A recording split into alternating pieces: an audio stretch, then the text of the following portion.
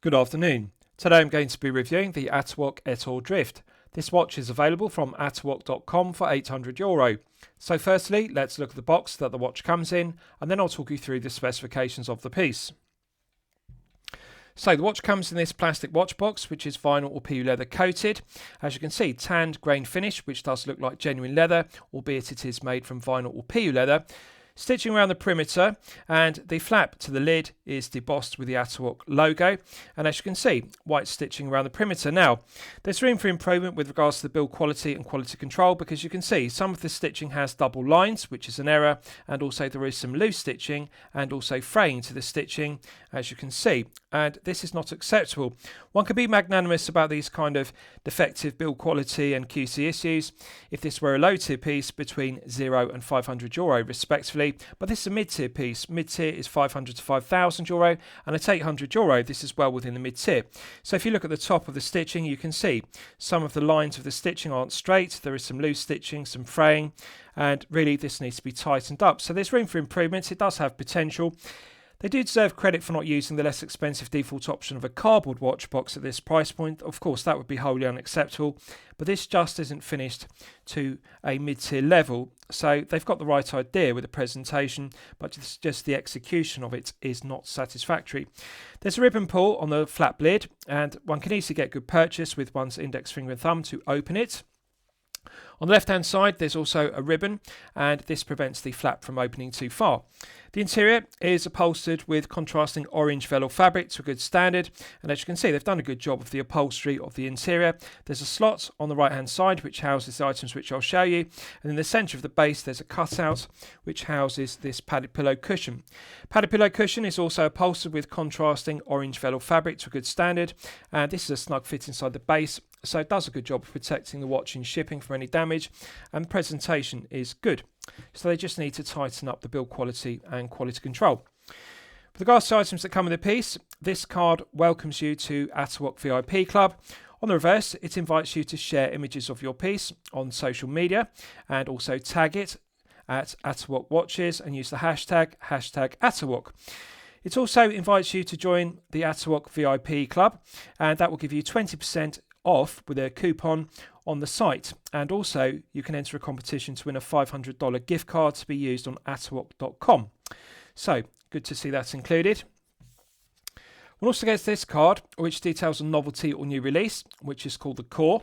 On the reverse it details the timeline of previous novelties or new releases: 2020 Windows, 2021 Ettore, 2022 Cobra, 2023 Tarantula, and 2023 Spaceship, and the new novelty or new release, which is the Core, which hasn't yet been released.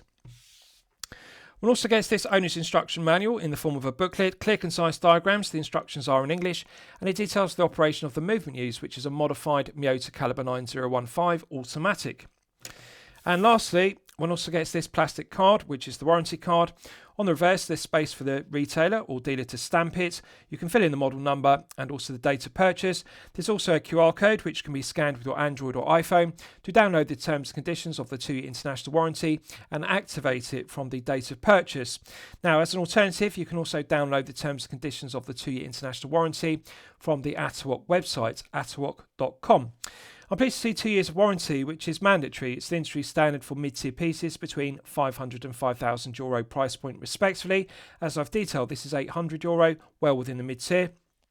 Low-tier pieces often have 12 months international warranty between €0 and €500 respectively, so therefore having a 12-month warranty at this price point of €800 would be unacceptable. 2 years really is mandatory, so good to see that included. It does add value to the piece. So with regards to the specifications of the piece, we have a 46.5mm case diameter, we have a lug-to-lug measurement of 46mm, a thickness of 13.4mm, and a lug width of 24mm. The genuine leather strap tapers from 24mm at the lugs down to the buckle and tang.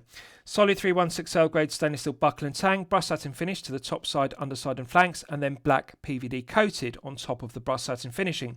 Good attention to detail because the top left corner is signed with the Atowak emblem.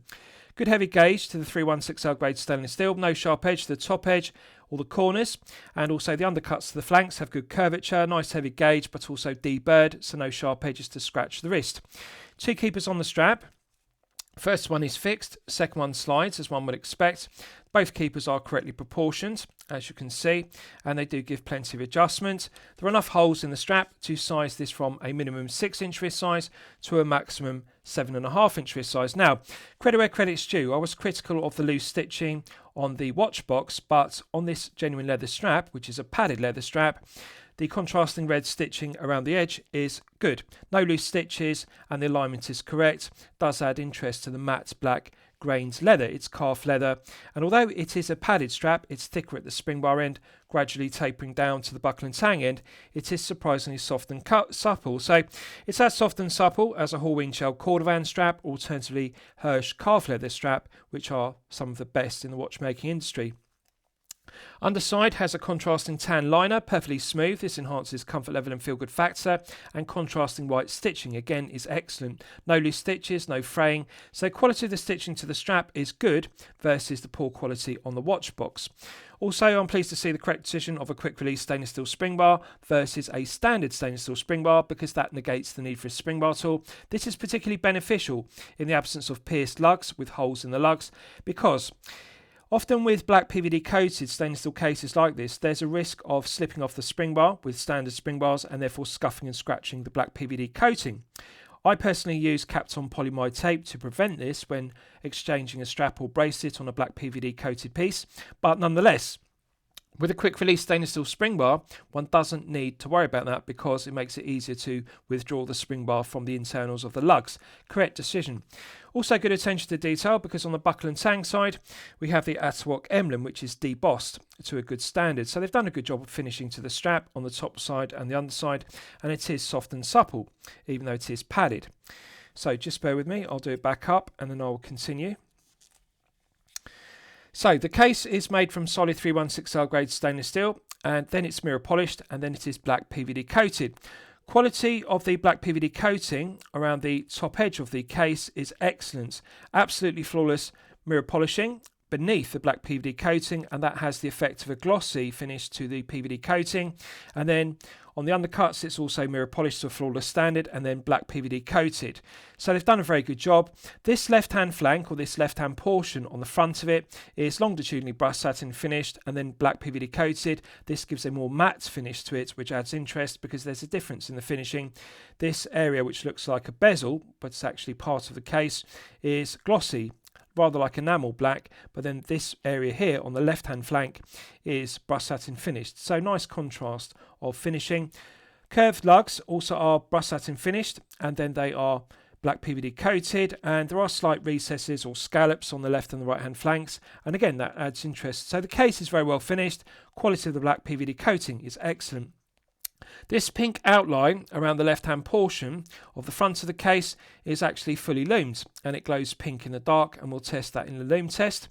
Now the dial is textured, it's 3D effect, it has waves in the dial. The dial is made from copper, and then the copper is black PVD coated to complement the case. And the arms for reading the time, the hours, they are made from aluminium, and the aluminium is then anodized red. They've done a very good job of the finishing of the aluminium, and then they've also done a very good job of anodizing it red. There's no imperfections or flaws in the red anodizing, and it has a nice metallic finish. The chaptering effectively is a curve, and it is white minute ticks on it, which is clearly legible, and on the right hand side we have the scale from 0 minutes to 60 minutes, and then it advances on the hour arms with the next hour. So the legibility is excellent. Quality of the printing of the Arabic numerals on the right hand scale is sharp, it's crisp, it's high definition. The font isn't too thick, it's not too blurry, but it's large enough to have good clarity and good legibility, as per the chaptering, which has white minute ticks contrasting on a beveled red chaptering. Excellent. I like the textured waves in the copper dial with black PVD coating. They've done a very good job. It's high definition 3D effect. And also the left hand portion, which says Ettore and automatic, also has crisp high definition font, clearly legible. And then we've got an embossed Atowak on the left hand portion. So I like the balance of the dial. It looks futuristic, it looks modern, it's sci-fi aesthetic, and it does look like a very interesting piece. What I like about it is this Ettore is an original design. It's not an homage, and that's something Atowak deserve credit for, because often microbands, use the default option, the less risky option of making homage to Rolex, Tudor or Omega pieces, because they know there is sufficient market demand in the mid-tier between 500 and 5,000 euro for those pieces. But Atowak always make original designs, such as this Ettore drift model, and that's something they really deserve credit for. The other thing they deserve credit for is they are modifying the Miyota 9015 used in this piece, and of course that gives the piece more interest because we have these rotating arms, which I'll demonstrate when I check the crown. So crown is solid 316L grade stainless steel. Now for some reason they have embossed a star, 5-pointed star, rather than using the Atowak emblem. I think it would be better continuity of design had they signed it with the Atowak emblem, because the diameter is sufficient to take the Atowak emblem in a circle, and I think it would better add continuity, because to clarify, on the buckle and tang we have that Atowak. Just bear with me, I'll get the camera to focus. If you look at the top left corner of the buckle, you can see it has the circle with the Atowak emblem. That's what they should have put on the crown here versus this 5-pointed star, and I really think that this doesn't suit the piece, but that's subjective.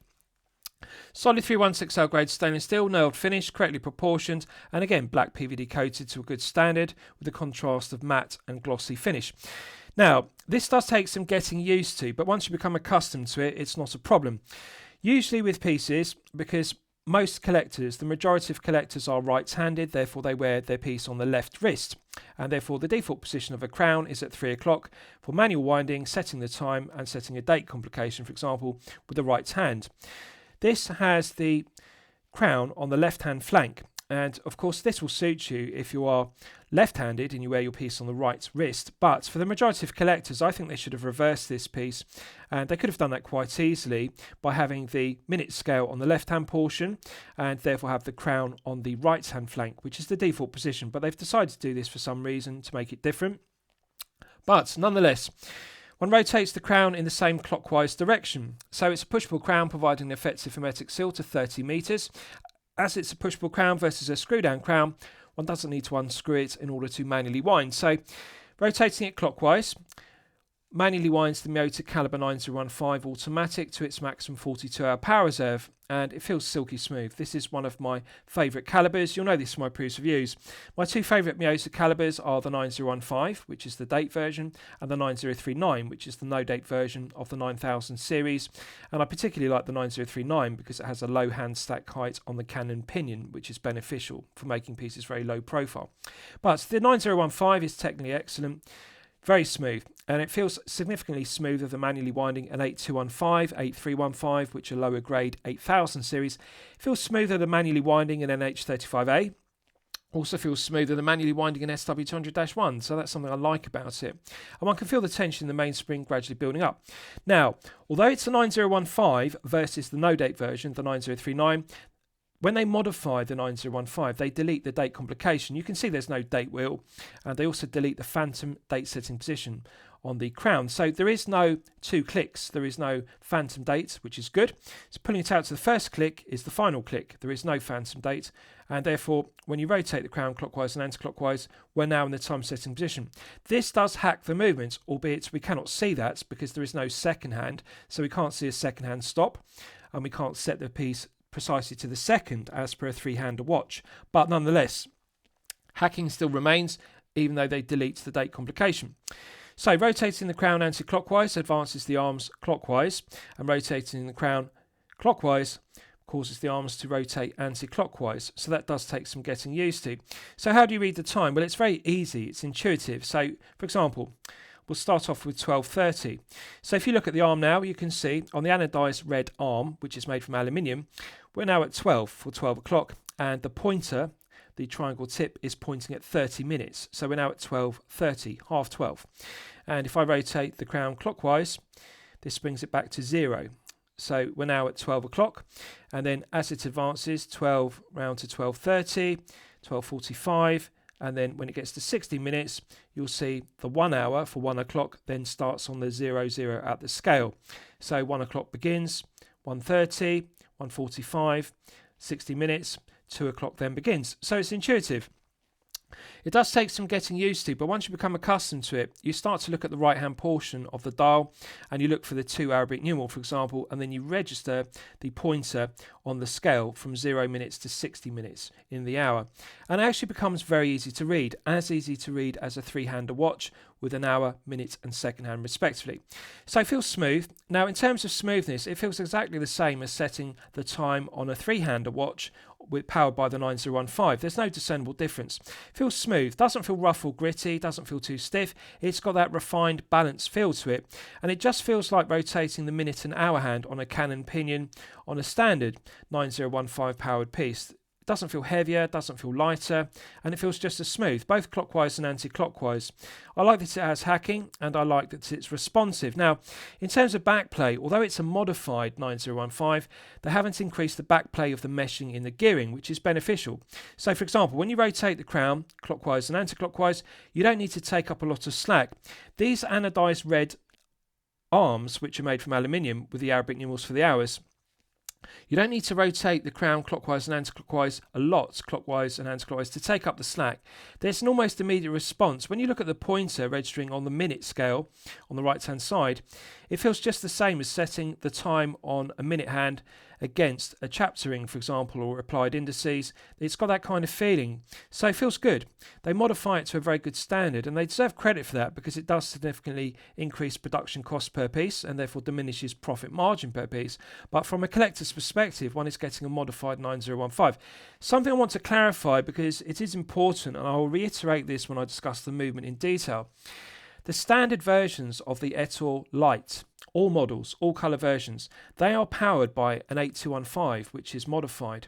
This one, the Ettore Drift, is the only one that is modified with a 9015, so it's a higher grade of calibre. So to remind you, to clarify, the Ettore Lite versions are powered by a modified 8215, which is a low grade 8000 series calibre. This one, the Atowak Ettore Drift, is 9015 powered, so higher grade, it's 9000 series, and one can feel the refinements. It's quieter, it's smoother, and when the rotor is winding, it's also quieter than the 8215. So this Ettore Drift is a level above the Ettore Lite versions, and of course it's more expensive, but you're paying for a higher grade of calibre. So it feels good, and it is intuitive. You immediately get accustomed to reading the anodized arm in red for the hours and also the minute scale on the right for 12:30. Pushing it back in, it's got a nice positive click, and that reinstates the 30 metres of hermetic seal. 30 metres and a pushable crown is perfectly acceptable for a daily wear piece. We're not looking for a dive piece, and I think it's good enough. Right, so let's look at the case back in detail.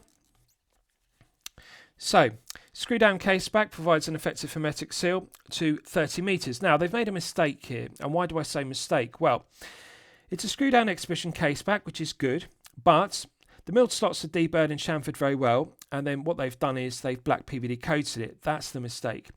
With a case back on a black PVD coated piece, regardless of whether it's a screw down case back, an exhibition case back, it should always be left in the bare metal 316L grade stainless steel, regardless of whether it's brush satin finished or mirror polished or alternatively concentric CNC lathed or machined.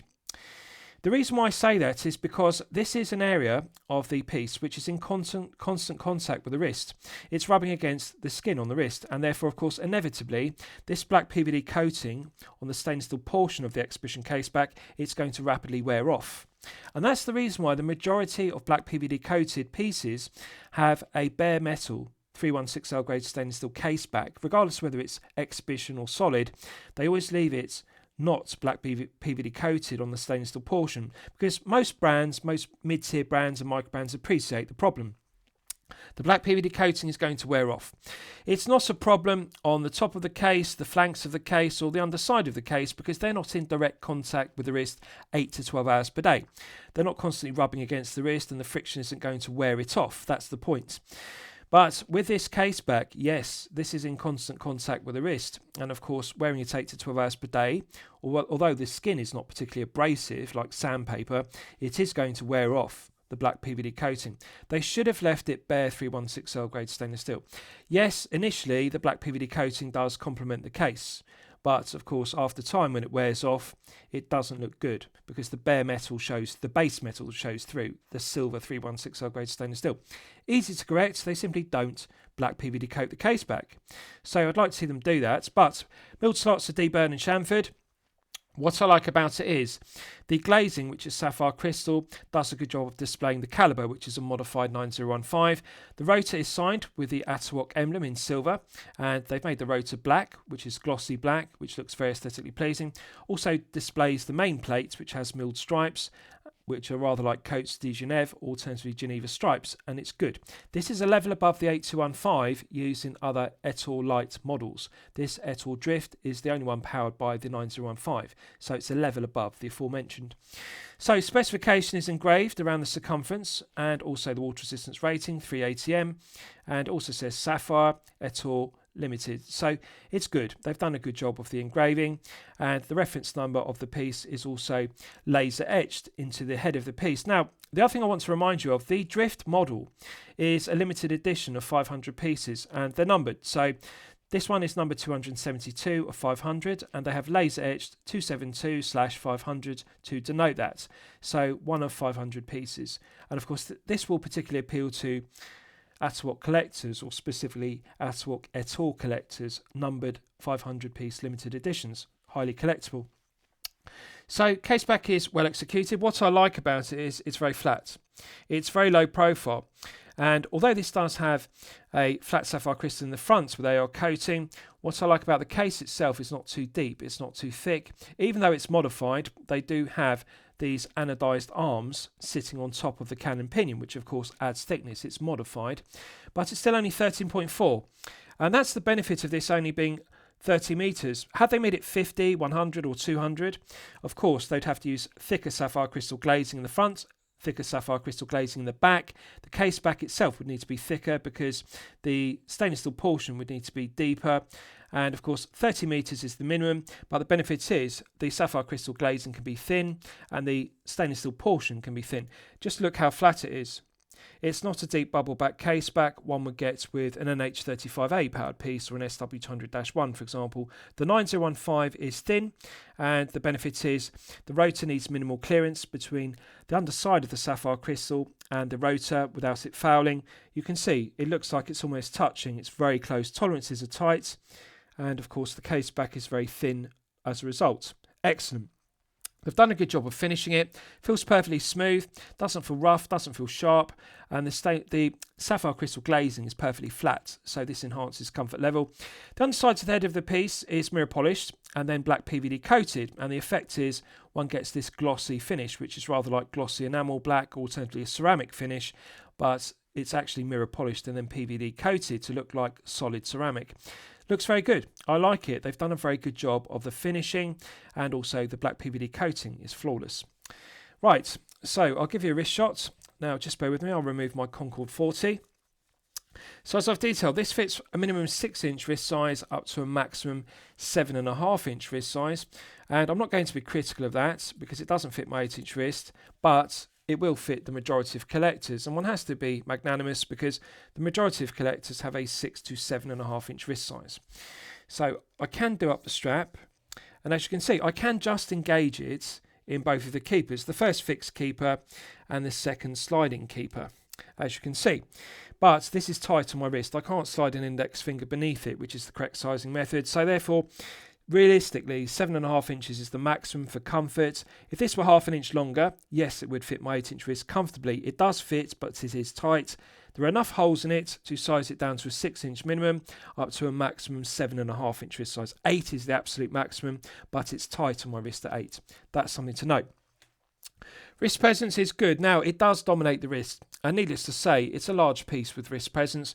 It is 46.5 because it does have this oval shape to it rather than just being a square shape or a circle. But I like the sci-fi look of it. It looks contemporary, it looks futuristic, and it does have that sci-fi aesthetic. So what I like about it is the originality. As I've detailed, Atowak deserve credit, like all their pieces are original designs. The Ettore is a completely original design. This is not an homage to other pieces, and that's something I like about microbrands. I like to see them take risks and make original designs. Now, although it's not a very thick piece at 13.4, it's just 0.4mm above the 13 sweet spots, it does look and feel like a tall piece due to the shape of the case. That's something to note. So yes, it will just slip underneath a shirt cuff if you wear business shirts, because it's only 0.4 above the perfect sweet spot of 13, but visually it looks like a thicker piece. It looks more like a 14 plus piece due to the shape of the case. Now it is flat, but it's got this oval curvature to it, and the shape of it makes it look rather like a thick slab of 316L grade stainless steel. It does have tall slab-sided flanks. Now they are convex, so they're curved rather than being flat-sided. Just bear with me, I'll get the camera to focus on it. But you can see the curvature is good on the top and the lower edge of the flanks. It's not thick slab-sided, but visually it does have impact. So I would say to you, yes, it is only 13.4, but it really does look and feel like a thick piece, which is 14 plus. The other thing is the diameter is very large, because 46.5. I'd say to you, if you have a 6 to 7 inch wrist, you're going to find that it dominates the wrist too much. There's too much wrist presence. This is best suited to collectors with a larger wrist of 7 to 8 inches, and ideally 8 inches plus, because you can see even on my large 8-inch wrist it's a very large piece. The thing I like about it, there are two things. One is the lack of heft. It is only 107 grams, and that's a pleasant surprise because it is large, 46.5 by 46 lug to lug. I would expect this to be circa 135 grams, but at 107 it does lack heft. The problem with it is it does feel top heavy because it's a large piece and it does look and feel like a thick top heavy piece, but the problem is, although it does have a wide strap lug width 24, which is correct, that does distribute the weight. The strap is very light, the buckle and tang is light, but the head of the piece is heavy, so it does feel like a very top heavy piece. It just doesn't feel balanced despite having the aggressive taper from 24 at the lugs down to the buckle and tang. They've made the correct choice here. Had they used 20 or 22, the strap would not be wide enough because it is a very long case. It is a very wide case at 46.5. 24 is correct. Aggressive taper is correct. But it's just a top heavy piece and there's no way to correct that. And that's the problem with it. So comfort level and feel good factor is therefore diminished. The other thing I dislike about it is the position of the crown. I think the crown should have been on the right hand flank, as I've detailed, because for the simple reason the majority of collectors are right handed and they wear watches on their left wrist, and of course the crown is now on the left. Now the problem is it's large diameter, and just bear with me, I'll get the camera to focus on it. Now when you flex the wrist, the crown actually digs into the wrist, as you can see, because it's actually positioned quite low down on the left hand flank. I'll just get the camera to focus on it and you'll be able to see it. There we are. So the knurled crown is constantly pressing against the wrist, and when you flex the wrist or you move the hand up and down, it actually causes the knurled crown to dig into the top of the wrist. So comfort level is therefore diminished. Now had they put the crown on the right hand flank, it would not be a problem, because when you flex the wrist there's more clearance, as you can see, under the right hand flank. And had they sighted the crown right in the centre of the flank, of course when you flex the wrist there is that additional clearance there. But if you look at the left hand flank, the crown is low, and the problem is you can see the negative, it's always close to the wrist. We do not have that clearance. You can see there, just bear with me. So you can see there now it's constantly in contact, and again the problem with this is because it's constantly in contact, inevitably the black PVD coating is going to wear off that crown quickly. That's the reality of it, because when you have it constantly in contact with the wrist, and of course the head of the piece is going to move around on the wrist, it's going to wear off the black PVD coating. That's my concern, and then it's going to look dreadful with this silver bare 316L grade stainless steel base metal showing through. So comfort level and feel good factor could be easily be enhanced if they simply reversed this piece. If they had the minute scale on the left hand portion versus right, and the anodized hour arms the other way round, registering on the left hand scale versus right hand scale, and crown at the default position of 3 o'clock. I appreciate they've tried to do something different here, and they've tried to make it look different to the industry standard, the default position of a crown at 3, but really it does not enhance comfort level and feel good factor. So design aesthetic should not overrule comfort level and feel good factor. That's the ultimate point. Crown would be better on the right hand flank, it's on the left and it rubs the wrist. So comfort level and feel good factor, now it's detrimental. So that's the problem with it. Now Top heavy piece, so really 7 to 8 inches, ideally 8 inch plus. I do like the lack of heft at 107 grams, albeit it's not balanced, and I do like it's 13.4, so yes, it will just slip underneath a shirt cuff, although it's 13.4, it's 0.4, slightly above the sweet spot of 13. Lug to lug is very good, 46. For a large piece like this, 48 is the sweet spot, you'll know that from my previous reviews, so at 46, it's 2mm below the sweet spot. This will fit all wrist sizes, 6 to 7 and 7 to 8. And what I like about it is, due to the compact lug to lug, which is 2mm below the 48 sweet spot, tip of the curved lugs do not have a large gap. The end of the strap is snug to the wrist. So the head of the piece and the strap does fit snug to the wrist. The case back is very flat and low profile, but the negative is the crown digs into the wrist as a result, due to being so flat. So there's room for improvements, and I think if they reversed it, it would correct a lot of the errors with regards to comfort level and feel good factor. And in terms of practicality, having the crown on the right hand flank for right-handed collectors would of course be better. Right, so let's do a loom test now. Just bear with me, I'm going to do back up the strap because it makes it easier to handle the piece when I'm doing the loom test in the dark. So I'm just going to put back on my Concord 40 and then I'll continue. So this uses a mixture of loom. It has C3 Super Luminova, BGW9 Super Luminova, and they've also added pink Luminova. So as always, I'm going to use my 100 UV LED torch to charge it up to the absolute peak. Right, so that's now fully charged, and you can see we have 3 different types of loom. So on the left, it's actually pink, but it's appearing to glow like a yellow tone in the dark. In daylight, it looks pink. Now, on the anodized red hour arms, it's C3 Super Luminova, and then on the right hand scale for the minutes, it's BGW9, but I'm just going to shine the UV torch on it so you can see it better.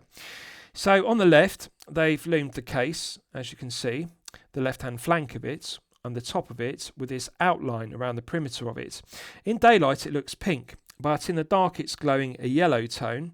And if you look at the anodized red arms for the hours, they have loomed the Arabic numerals with C3 Super Luminova, and then the right hand scale for the minutes is BGW9. So I think they've made an error here by using 3 different colour looms.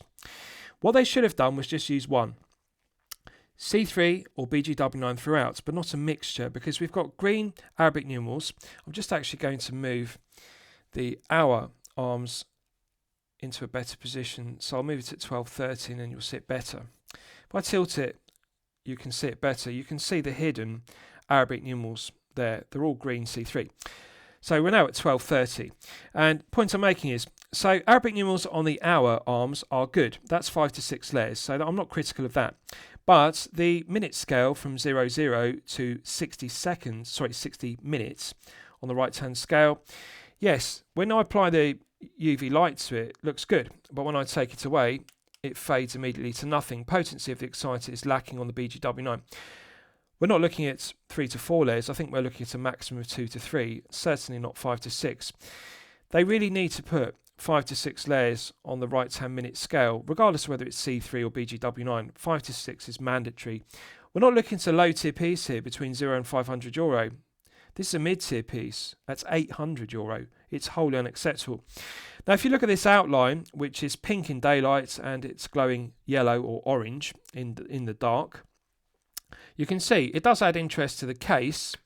But again, when I remove the UV light, yes, I think we're looking at 4 to 5 layers, but it's not 5 to 6. And yes, it does look aesthetically pleasing to have that outline around the left-hand flank and the front of the case, but it's quickly going to fade exponentially with time. So 5 to 6 layers on the Arabic numerals in green in C3 is good for the hours. The case, I think we're looking at 4 to 5 layers, which is okay, but there's room for improvement. They can engrave it deeper and then do 5 to 6 layers. But what I dislike about it is this minute scale from 00 minutes to 60 minutes. When you shine the light on it, of course, it looks fantastic, but when I take it away, it fades to nothing. And there's a real colour tone mismatch, not just the colours, but in terms of brightness, the potency of the exciter, because this outline, which is glowing yellow or orange, that's fading quicker, but that's 3 to 4 layers. And then you've got the Arabic numerals in green for the hours, that's 5 to 6, but then on the scale on the right, it's 2 to 3 layers maximum. And so we've got a lack of continuity. It should be 5 to 6 in all 3 places, and it should be the same colour in all 3 places, versus having this orange on the left of the case, and then the green Arabic numerals for the hours, and then the blue for the minutes. They should simply just use green C3 throughout, or simply use BGW9 throughout. And you can see this does not say to me €800, it does not say to me mid-tier. It's a production cost cutting measure in order to maximise profit margin per piece. That's the reality of it. Just not good enough. So they need to refine that, so they need to improve it. Legibility is poor as a result. Right, so let's discuss the movement use, because it's one of my favourite aspects of the piece. So you'll all be familiar with the Miyota Calibre 9015. It's one of my personal favourite calibers. So to reiterate and remind you, the other versions of the Ettore Lite models, all colour versions, are powered by a lower grade of calibre, the Miyota 8215, which is an 8000 series. This Ettore Limited Edition, which is the Drift model, is the only one that's powered by the 9015, which is a premium 9000 series. It's a level above the 8215. So, of course, it's more expensive, but that's what you're paying for. So, it's modified by Atowak. It has 24 joules. It runs at 28,800 vibrations per hour and a frequency of 4 Hz. It has hand winding and hacking, which is useful complications. There is no phantom date. Now, usually the 9015 does have a date complication, and therefore it does have a phantom date rather than the no date version, the 9039. Atowak, when they modify it, they remove the dates wheel and they delete the date complication. So therefore there is no phantom date setting position. That's the benefit. 42-hour power reserve is perfectly acceptable. And the stated accuracy of the 9015 is -10 to +30 seconds per day, so rather wide accuracy range. However, I want to give due credit to Atowak because they are regulating the modified 9015s they're using in 5 positions to chronometer accuracy of -4 to +6.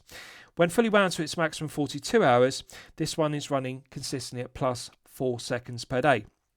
+4 is within chronometer limits of -4 to +6. Stellar. No negatives to the 9015 whatsoever. Build quality, quality control, materials and finishing are excellent. It's a level above the 8215 and 8315. It's a level above the NH35A and NH38A respectively. I regard the 9015 as equal to the standard grade of Sellita Calibre SW200-1, Soprod Calibre P024 and the ETA 2824-2 standard grades. No discernible difference. Feels smooth to manually wind, hacking, hand winding works well, setting the time works well, excellent. And I like that it does not have a phantom date setting position. So no negatives to it whatsoever. It really is a credible alternative to the SW200-1. And it's a level above the PT5000 in terms of reliability and smoothness. That's what I like about it. Its reliability is well proven because it's been in service since 2009. So at this stage in 2025, its reliability is proven beyond question. And credit where credit's due. Atowak have been using the 9015 and modifying it for several years, so therefore they have experience. The reliability is not damaged in any way by modifying it. It's as reliable as a standard 9015 three-hander piece. That's what I like about it. Sometimes modifying movements is risky because you can damage the reliability of the calibre, but in this case Atowak are able to do it well. What they simply do is they remove the date wheel, they delete it. They delete the date complication completely, and they, rather than having 3 hands mounted on the cannon pinion, hour, minute and second hand, they simply mount these anodized aluminium arms, and of course the arms rotate round, and there are 3 Arabic numerals, 3 sets of Arabic numerals on each of the arms, and there are 4 arms, and that gives you the 12 hours, 3 times 4. And it works very well because the anodized aluminium arms are very light, rather like brass hands on a cannon pinion. So they don't load up the 9015 cannon pinion with too much weight. Therefore it doesn't put too much load on the jewels, it doesn't put too much load on the bearing surfaces, and although it does have more heft to it, because the arms are made out of aluminium versus brass or stainless steel for example, they lack heft, so they're very light, and really they deserve credit because it does add production cost, it adds production time, but Atowak are very good at doing it. They're very good at modifying 9015s, and of course they're also good at modifying 8215s, which they use in the other Ettore Lite models. So excellent movement. I like that it has milled stripes on the main plates, which are like Coats de Genève, alternatively Geneva stripes. Glossy black rotor is good, and it's signed with a silver Atowak emblem, which is excellent. So excellent choice of movement, and yes, definitely worth paying the extra for this Ettore Drift version, which is a limited edition of 500 number pieces versus the standard Ettore Lite, which is powered by a lower grade 8215.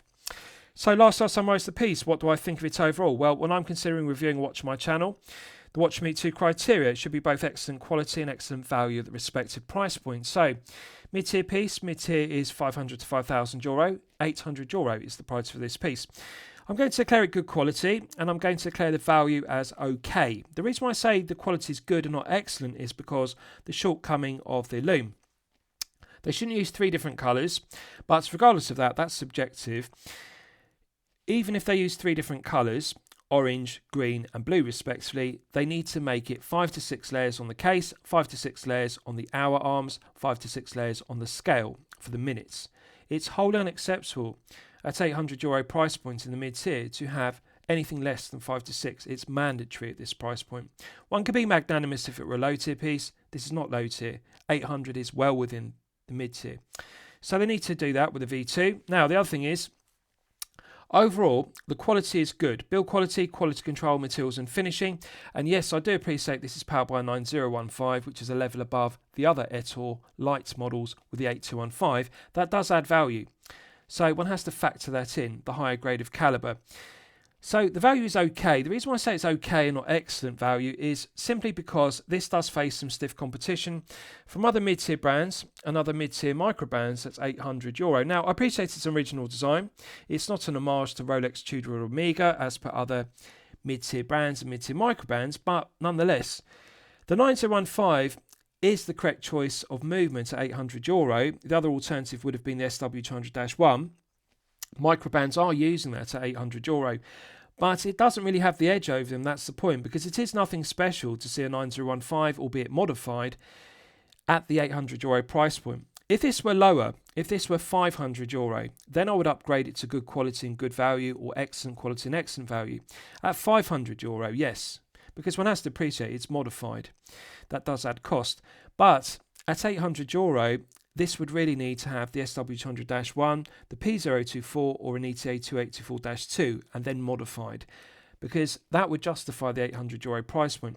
I think Atowak are pushing it at €800. I think the correct price point is 500 or below for this piece, even with the 9015 versus the 8215 as per the other Ettore light models. They are also overpriced, I think, for the 8215. So that's to be considered. And really, the 5 to 6 layers, the lack of it, that's what really downgrades this piece in terms of quality and value. So I can only say good quality, I can't say excellent, and I can only say okay value at 800. If it were €500 or below, then I'd upgrade it to good or excellent value. So that's where it stands. So I hope you've enjoyed my review of the Atowak Ettore Drift Limited Edition. Please feel free to post your own comments below the video. Thank you for watching.